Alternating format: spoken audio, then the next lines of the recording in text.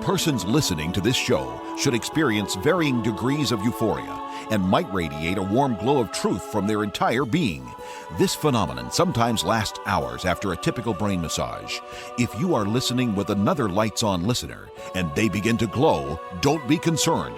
This is a phenomenon normally associated with Pastor Scheidbach's patented brain massage technique and merely means the truth has set them free. Devil beware. Pastor Scheidbach is on the air. Hello, I'm Dr. Scheidbach, pastor at the Lighthouse Baptist Church in Santa Maria, California, and your brain masseur. Get ready for your brain massage. The battle for America is on. World War III clouds are darkening. Biden green-lighted the Ukraine's use of American missiles to attack inside Russia. And by the way, do you believe Putin wants Trump to win the election? Really? And Iran, spying on Trump's campaign, sending the intel to the Biden-Harris campaign. The Biden administration refuses to turn this material over to Trump. Chinese Communist Party efforts to influence the 2024 U.S. election are disturbingly like diversion. All kinds of obviously fake cyber attack stuff going on, but what's really happening? Why has Beijing been so quiet lately? Iran, Russia, and China, each with tentacles reaching into the deep state apparatus of the United States, all working with Democrats to interfere with our election. Well, which side do you suppose they're for? Who wants Trump dead? Garland vetoed charging Ryan Roth, the golf course sniper, with attempted assassination. He wants to go after him for firearms possession charges? What? DeSantis says decided Florida would conduct its own investigation to bring attempted murder charges against this would-be assassin, and he's keeping Ryan Roth in Florida's custody. Now, Garland doesn't like that. He wants DeSantis to release Roth, I'd say this guy's name, Roth, custody to the feds. If the feds get him, well, what are the chances he's going to be Epsteined? What do you bet Las Vegas bookies are already taking bets on that one? Hillary wants more done to demonize Trump. She's complaining that the press isn't doing enough.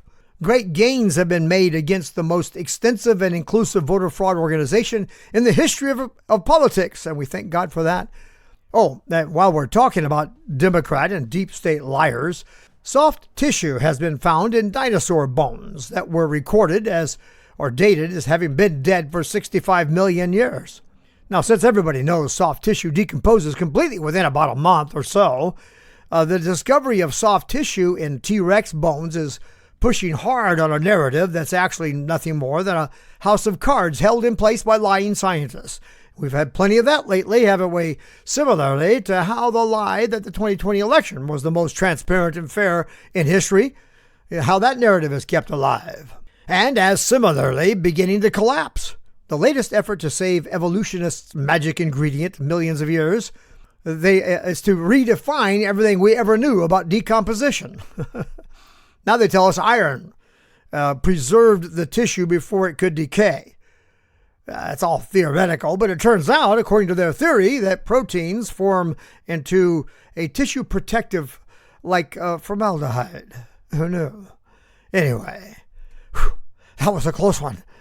Like when Hunter's laptop was outed and almost convinced Biden supporters that he really did receive millions of dollars from the Chinese Communist Party. Oh, wait a minute. That has been proved. But it doesn't seem to matter. You see, truth has to do two things before it can make us free. First, it has to catch up with all the lies and the liars. And, well, then it has to be accepted and acted on. People who love darkness resent and resist the light, so that even when their lie is proven false, well, they'd rather stick with the lie than deal with the alternative. Okay, my friends, it's time for your brain massage. Truth served here, flavored with delectable wit, succulent sagacity, luscious logic. A gourmet meal for the mind. So, World War III clouds are darkening. As I mentioned, Biden has green-lighted Ukraine's use of American missiles to attack inside Russia. And Putin has already made it clear he will consider this an attack on Russia by NATO. Now, Biden began picking this fight with Putin almost immediately after he was elected, sending Harris over there to give a speech about including Ukraine in NATO. something that would violate the treaty that was made with Russia when the Soviet Union disbanded. However, you contrast that with Biden's moves to allow Russia to build Nord Stream 2. More on that in a moment. Triggering World War III in collusion with Russia? Exactly what they said Trump would do. What is the prophetic significance of the Russia-Iran-China alliance? And what's with the eerie quiet in the East? What's China up to? As for the prophetic implications of all of this, I put the link in my notes to the Rumble broadcast of my Brain Massage Live where I address that thoroughly. You got to go to about 59 minutes in, and it's about 20 minutes of a very interesting information. As for the eerie quiet of the Chinese Communist Party, no Taiwan flyovers lately. You know, back in 2023, China sent 103 military planes toward the island, which was at that time a new high in aggressive activity, and doing many other things to rattle our cage. But now they're quiet. They're busily working behind the scenes, avoiding open public demonstrative actions, cutting deals with Russia, reinforcing ties with BRICS, and that's an economic alliance between Brazil, Russia, India, and China, and reaching out to connect with Iran too, by the way. Too much China noise right now would not be good for Kamala, would it? Do you believe Putin wants Trump to win the election? You've got to be kidding me. People take statements from Trump like, I get along with Putin, we understand each other and all that, as if he's saying they're buddies or pals. You know, like when Harris tried to make it out that Trump is weak because he invited the Taliban leader, Abdul Ghani Baradar. Now, in case you've been sniped by the fact checkers trying to discredit Trump and that corroborated story about his meeting with that Taliban leader, you can check my link here and see footnote number 8. You heard that one, didn't you? You know, where Trump informed the Taliban leader at Camp David he intended to withdraw from Afghanistan, but it would be a conditioned withdrawal. And then he warned the leader, if you touch a hair on an American's head, I'm going to kill you. He then drew from his coat pocket a satellite picture of the leader's home and handed it to him. Without saying another word, Trump watched the leader until he was satisfied the leader got the message, and then he stood up and walked out of the room. That was it. So Trump says he gets along with Rocket Man, North Korea's Kim Jong-un, and Putin, and all these guys. And even he said similar things concerning Xi. And they think he's showing favoritism?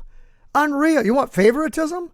Check out Biden's relationship with Iran, Biden's relationship with China, and I think secretly Biden's relationship with Putin. Look, you understand, right? Biden's the guy that was with Obama back when Obama is sending messages to Putin like some kind of a sycophant, like a lackey dog to Medvedev. Tell Putin I'll be able to do more after the election. No, these people, they don't hate Putin. It's a ruse, I think. I just, no way. As for what kind of guy Trump is, with regard to this kind of thing, he's being sued by RFK to stop him from building a golf course in some reservoir. And while RFK was suing Trump, Mrs. Kennedy, that is RFK's wife, wants to visit Florida. I think she wanted to go to Palm Beach. RFK said he didn't really want to spend the money, get the whole family out there and all that kind of stuff. His wife asked what if she could arrange free flight. And he said, sure. Well, she did. Guess what? You guessed it. Trump offered to give them use of one of his jets. Now, RFK, who told the story during a televised interview, used that story to answer a question about what he thought of Trump. This is the sort of man he is. He's not petty, like others, but he can be brutal on people who are liars, cheats, thieves, people who are unjust. Well, he might just turn around and call those sorts of folks scum. Look, this whole thing with Putin, it's a diversion tactic. The wife of the mayor of Moscow gave Hunter Biden $3 million, and we still have no idea what that was for. All I know for sure is that Democrat leadership had been infiltrated with Marxist-leaning influencers going way back into the early McCarthy period, back in the 50s. Someone who was proved correct about communist infiltration into Hollywood and liberal politics, by the way. The Communist Party publicly identified the Congressional Progressive Caucus as an ally. Putin declares his endorsement for Harris and does it in a perfect way to throw it into suspicion and make it, you don't know what he's saying here, to keep everybody guessing. The guy's a master at that. Look, We know for a fact that Putin dreams of resurrecting the Soviet Empire, and he controls the elections in Russia in much the same way the Democrats are trying to do so here. The Democrats have always hated Reagan, and they hated him when he said, "Mr. Gorbachev, bring down that wall." The Democrats talk about Trump admiring dictators when they are the party that welcomes members who praise Mao, who covered for Stalin, by the way, and actually espouse Marxist policies and mantras, like Harris, her tax on unrealized gains, her economic policies, full of Marxist ideology. It's a perfect example of this. And then her imagining what can be, unburdened by what has been. Did you know that's an old Marxist saying? Yeah. Besides the fact that the political tactics used by the Democrat Party are right out of Alinsky's Rules for Radicals and strategies taught by Marx. Friend, I would not be surprised if, when it all shakes out, we discover backroom deals were made between the Democrat Party and Putin to put on this whole Russian collusion scam against Trump in the first place. I mean, the first thing Biden did was remove sanctions, paving the way for Russia to complete their Nord Stream 2 pipeline. And when that got too hot for the plot, I think they worked out a way for Biden to blow it up, preserving their cover and allowing Russia to get Ukraine. Now, apparently, these people think America is ready to be harvested. So China, Russia, and Iran are combining their powers and getting ready to pounce. The only thing that is in their way is the people of America rising up in support of Trump. And the only way that works is if God Almighty has mercy and delivers us from these wicked and unreasonable people. Listen, friend, get ready for something here. The globalists have taken Canada, Britain, France, Germany. Oh yeah. If we come under attack from Russia, Iran, China, Brazil, and India will very likely join in on their side. We might find some help from Hungary, Australia, although that's a bit iffy. Scandinavia, maybe Israel, surely. And surprisingly, maybe Saudi. Have you stopped to think about this? The alignment of nations, friend, it's unraveling right now. It's getting all real loosey-goosey out there. And there's some rearranging going on. And it's all because of a stolen election. I'm not sure we can count on the old NATO alliance right now. I don't think Russia is our friend, my friend. I know Iran is not. Iran spied on Trump's campaign, sent the intel to Biden-Harris. Anyone surprised at that is not paying attention to things, friend. What does Iran have that the deep state wants? That's an interesting question.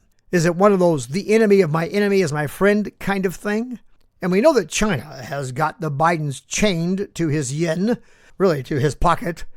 Over 20 million funneled to the Biden family from CCP associated sources to Biden family and his associates. So we have Iran, Russia, and China, each with tentacles reaching into the deep state apparatus of the United States, all working in concert together with the Democrats in this country and some rhinos to defeat Trump. I mean, friend, just follow the money. Consider the interests. Let's see now. Iran is these three countries have huge interests in a Harris win and a lot to lose from a Trump victory. Now, these are the three countries you keep hearing named together repeatedly as trying to hack into our election. So who wants Trump dead? FBI and Secret Service leadership have pretty well buried the crook's attempt, destroyed evidence, and sent out so much chaff and false flares so as to evade the missiles of truth that have been fired at them, at least for now. But now, sources now confirm that Ryan Roth, the guy who tried to snipe Trump while he was playing golf in Florida, the dude was connected to U.S. intelligence agencies. We now know that the Deep State Department of Homeland Security under Mayorkas informed Secret Service well before July 13 that there are right now 5 separate assassination teams that are active and targeting Trump. I want an investigation into how long Mayorkas sat on this intel and why the FBI and the Secret Service ignored it. In fact, with this knowledge in hand, Biden refused to expand Trump's protection after repeated requests. Documentation here. Secret Service admits some security modifications for Trump were not provided ahead of the first assassination attempt. Now, that was September. Now we know that back in July, Mayorkas informed the FBI and the Secret Service that there are 5 active assassination teams hunting for an opportunity to shoot and kill President Trump. And knowing this, they refused to provide security modifications requested by Trump's protection team, and they are still not providing adequate coverage after all of this. All that would have been needed to cover the Trump International Golf Course in West Palm Beach, Florida, was a drone, my friend. It's not hard. A simple resource that should have been available. And you know what? Interestingly, think about this. That was actually a drone was offered to the Secret Service at the Butler, Pennsylvania site, but they refused it. Now, not his immediate team, not what they call the shift, but Secret Service. Do you, with me, wonder what happened there? Who wants Trump dead? Well, hold on to the break. I'll answer that question. I'll be right back. Hi, this is Jeff Landon with the Landmark Group of Keller Williams Realty Central Coast. Working with the right team really makes a large difference. And what that looks like is working with someone that has high integrity, good values, understands the market, years of experience. I've been in this industry since 2006, and I have loved every moment of it. And part of that journey has been honing in the process to make it as simple and easy for our clients as possible. So when someone works with us, they know they're going to have a great high level of integrity. They're also going to have an easy process, easy as possible, and that all around they're going to have a great experience. We have so many 5-star reviews that our clients have shared with the public on the internet that really we are proud of, and we want to keep that going for years and years to come. At Landmark Real Estate Group, you are the hero of the story, and our job is to guide you home. Let us know how we can help. Call Jeff Landon at 805-904-0012. That's 805-904-0012. The battle for America is on. God'sWar2020.com. Pastor Scheidbach is on the air. Hello, my friends. Welcome back. I'm Dr. Jerry Scheidbach, pastor at the Lighthouse, your brain masseur, and Paul Revere's lantern lighter. Lighting the lamps in the church belfry arch, signaling the enemies on the march, an enemy that would steal from us our liberties. Man, they're hard at it. Let's talk about the hate speech debate. Okay, give a listen. Here, I think you'll find this really interesting. I just don't even know why there aren't uprisings all over the country. Maybe there will be. People need to start taking to the streets. This is a dictator. You know, there needs to be unrest in the streets for as long as there's unrest in our lives. Enemies of the state. Show me where it says that protests are supposed to be polite and peaceful. Do something about your dad's immigration practices, you feckless. They go low, we kick. How do you resist the temptation to run up and wring her neck? The biggest terror threat in this country is white men, most of them radicalized up to the right. I thought he should have punched him in the face. I said, even if you lost, he insulted your wife. Yes. He came down the escalator and called Mexicans rapists and murderers. He said, well, what do you think I should have done? I said, I think you should have punched him in the face and then gotten out of the race. You would have been a hero. I'd like to punch him in the face. I said if we were in high school, I'd take you behind the gym and beat the hell out of him. Punch some people in the face! When was the last time an actor assassinated a president? They're still going to have to go out and put a bullet in Donald Trump, and that's a fact. But many of you probably have seen this. It's out there. But take a look at my link here in my notes to 50 examples of the anti-Trump hate speech that Trump-Vance team assembled in a link I provide here. Time will not allow me to examine all of them with you. But here's an overview. Kamala repeatedly declares Trump is a, quote, threat to our democracy and fundamental freedoms, end quote. And I can't think of one single freedom he's ever encroached upon. Not one. Joe said, it's time to put Trump in a bullseye. Joe said, I mean this from the bottom of my heart. Trump is a threat to this nation. Well, we had 4 years of his administration, Mr. Biden. Did you forget that? He even attacked Trump supporters. Biden said Trump and MAGA Republicans are a threat to the very soul of this country, end quote. Tim Walz asked and answered, are Republicans a threat to democracy? Yes. Are they going to put people's lives in danger? Yes. Well, point to an occasion when that's happened, Mr. Walz. But we can point to some instances in your case where you let those riots go on. And so Nasty Nancy said, Trump is a threat to our democracy. Representative Jasmine, MAGA in general, they are threats to us domestically. Representative Dan Goldman said Trump has to be eliminated. Yeah, Representative Steve Cohen, Trump is an enemy of the United States. And you probably remember the Maxine Waters tirade. Adam Schiff said Trump is the gravest threat to our democracy. But let's take a moment now to look at this New York Post article that focuses on their comparisons of Trump to Hitler. Biden staffers call Trump Hitler pig. And I've got all this is documented here in my notes, by the way. Democrat U.S. Congress Vicente Gonzalez compares Trump supporters to Jews supporting Hitler. Hillary says Hitler was duly elected. All of a sudden, somebody with those tendencies, dictatorial, authoritarian tendencies, would be like, okay, we're going to throw these people in jail. And they didn't usually telegraph that. Trump is telling us what he intends to do, end quote. And she said, quote, take him at his word, end quote.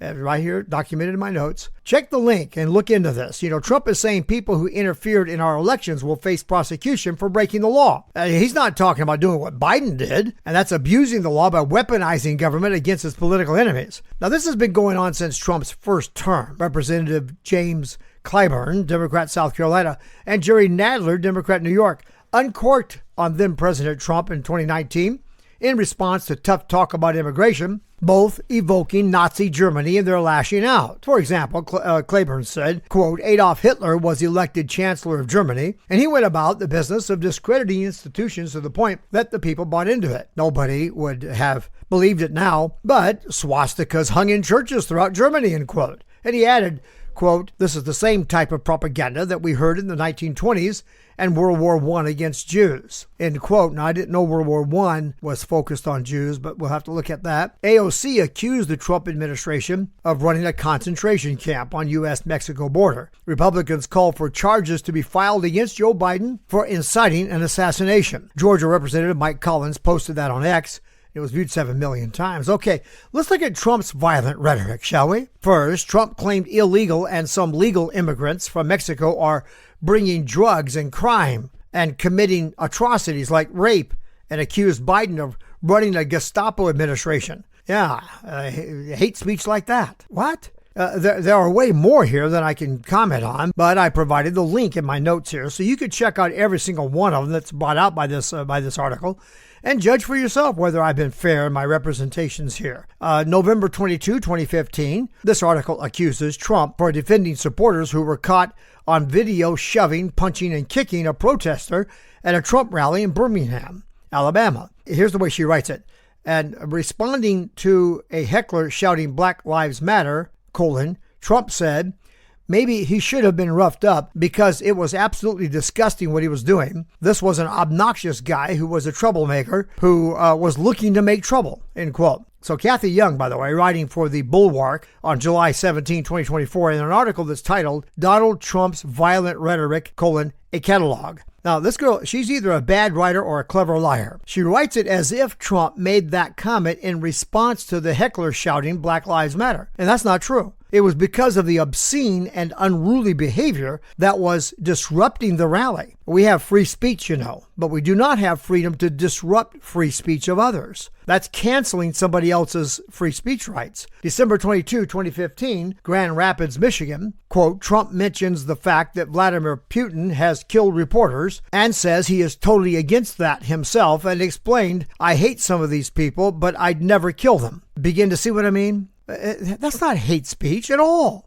And certainly nothing by comparison of what Kathy condones on the left. And then you got February 1, 2016, rally in Cedar Rapids, Iowa. Trump says he was warned about tomato throwers in the audience. If you see somebody getting ready to throw a tomato, knock the crap out of them, would you? Seriously, just knock the H out of them. I promise you, I will pay for the legal fees. I promise, end quote. Now you judge. But when you judge a statement like that, compare it to Kathy Gifford holding a mock decapitated head of Trump or Hillary calling him Hitler. February 22, 2016. Trump reacts to what Kathy Young described as a non-violent heckler in Las Vegas, Nevada. Quote, you know what they used to do to guys like that when they were in a place like this? They'd be carried out on a stretcher, folks. I'd like to punch him in the face, I tell you.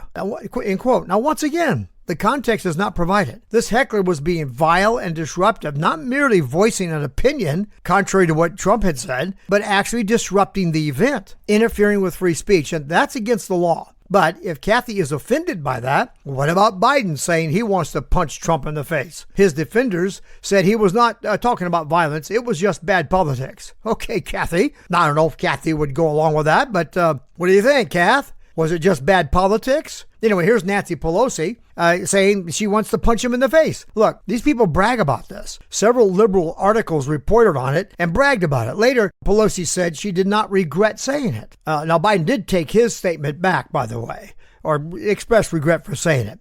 Now, here are 15 Hollywood elite liberals who each one of them has publicly imagined violence against Trump. Okay, March 4, 2016. A protester interrupted his rally in Warren, Michigan. Trump told supporters, quote, "All right, get him out. Try not to hurt him. If you do, I'll defend you in court," end quote. And once again, go back. All these things are recorded. You can go back and watch them. It's not even close to what these other people do. Look, March 9, 2016, another heckler interrupting the event, which, by the way, I remind you, is against the law. You're not allowed to interfere with an event in progress, and certainly not in a manner that disrupts the activity or interferes with the exercise of free speech. Now, Trump said, "All right, get him out. Thank you. We're going to have such fun tonight." Whatever. March 11, 2016. At a rally in St. Louis, Missouri, Trump complained that using violence against protesters is frowned upon. Okay. Trump said, quote, "They're allowed to get up and interrupt us horribly, and we have to be very, very gentle. They can swing. They can hit people." See, they were doing that kind of stuff. Understand? "But if we hit back, it's a terrible, terrible thing," end quote. Okay. That speaks for itself. August 9, 2016, at a rally in Wilmington, North Carolina, Trump told his supporters that Hillary would abolish gun owners' rights. He said if she gets to pick her judges, nothing you can do, folks. Although the Second Amendment people, maybe there is. I don't know, end quote. All right, friend, that is mild compared to what Thomas Jefferson might have said. Now, I mean, even compared to what he did say with regard to gun ownership and what they're used for. July 28, 2017, in Brentwood, New York, during a speech given at Suffolk Community College to law enforcement officers, Trump encouraged police to, not be so nice with thugs and criminals. He said, quote, "When you see these thugs being thrown into the back of a paddy wagon, you just see them thrown in. Rough." I said, "Please don't be too nice. When you guys put somebody in the car and you're protecting their head, the way they put their hand over their head, like don't hit their head, and they've just killed somebody. Don't hit their head." I said, "You can take the hand away, okay?" Well, this is what she lists as violent rhetoric, as hate speech. And you see what I mean? It's all the same thing. They've got nothing, folks. What she did not find is that Trump never called for the assassination or the elimination or for a bullseye to be put on somebody, stuff like that. Join me Saturday night for Brain Massage Live at about 7 p.m. on Facebook, Rumble, Twitter, the rest of them. I have lit the lamps at the Church Belfry Arch. You let me know you see the lights are on. Email me by going to our website at brainmassage.net and find the Contact Us button and send me an email. Or give me a call. Dial 1-805-314-2114 and leave a message for me on our listener response hotline. God bless you, my dear friends. God bless America. I'll be in my pulpit this Sunday, and I'll see you in church.